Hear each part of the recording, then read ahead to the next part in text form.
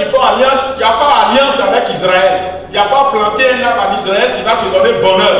Notre culte, c'est un culte par l'esprit.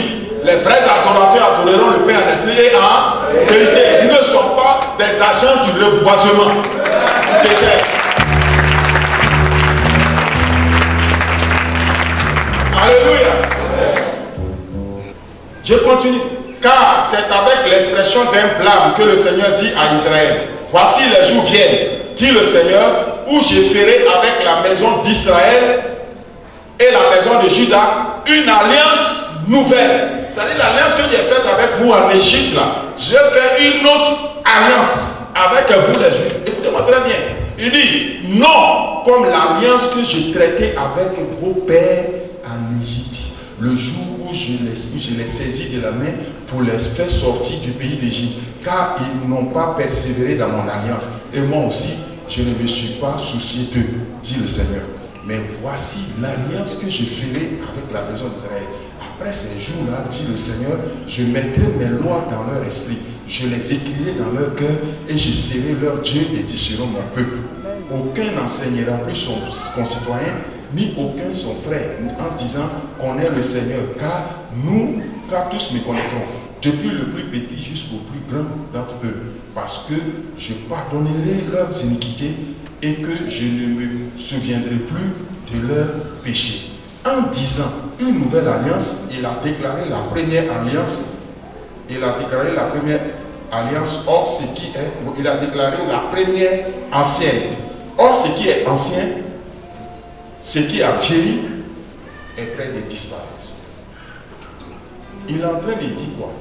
Que l'alliance que je vais faire avec vous là, c'est à la croix. Parce que là, ma loi ne sera plus écrite sur les tables de pierre. Ça ne sera plus dans l'arche de l'alliance. C'est à la croix Israël je vais faire. Donc, Jésus est mort premièrement pour Israël. Puisque toutes les nations n'étaient pas en alliance avec Dieu. Nous étions des païens et des barbares. C'est Israël seul qui était le peuple de Dieu. Donc quand Jésus vient, il vient pour ce peuple-là. C'est pourquoi il a dit aux disciples, il dit, n'allez pas vers les païens. Ok. Tu comprends? Frère, il faut comprendre la Bible. On voit les petits à Abidjan, ils se rebellent dans leur église, ils sont faire l'église. Toi, tu connais la parole de Dieu. Tu vas enseigner aux gens. Toi, tu crois que c'est un verset, on prend et puis on saute. Jésus a dit, Jésus est ici, Jésus est comme ça. Non. Toi, il faut prêcher selon la pensée de Dieu. Il faut prêcher. Ce n'est pas un verset, on prend et puis on gesticule, on parle, on fait des... Non. Est-ce que tu parles selon la pensée de Dieu? Il faut faire dire à la Bible ce qu'elle dit d'elle-même.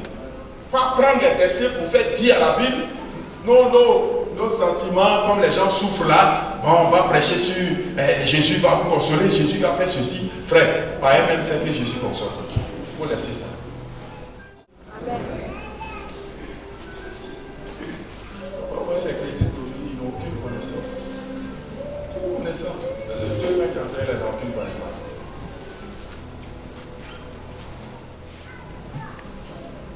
C'est pourquoi ils appartent tout. Il dit, n'allez pas vers les païens et n'entrez pas dans les villes des Samaritains. Allez plutôt vers les brebis perdues de la maison. Allez prêcher et dites, le royaume des cieux est... Pourquoi le royaume des cieux est proche? Parce que le territoire d'Israël était un royaume. Au temps de Salomon, le royaume a été divisé en deux. Il y avait deux tribus au sud, Benjamin et Juda, qui formaient le royaume de Juda. Et puis, il y a les 12 tribus du nord qui ont disparu. Les 12 tribus aussi faisaient un royaume. Mais avant ça, après la mort de Salomon, ça a été divisé. Mais de David et Saül jusqu'à Salomon, c'était un seul royaume, le royaume d'Israël. Donc Jésus dit, moi je viens avec un autre royaume qui n'est pas le royaume d'Israël. C'est le royaume des cieux. Donc quiconque me confesse, même s'il n'est pas du royaume d'Israël, s'il n'est pas juif, il me reconnaît comme Seigneur et Sauveur, il est membre de ce royaume, il est fils de ce royaume. Donc la première alliance-là, elle a pris fin. La loi de Moïse a pris fin.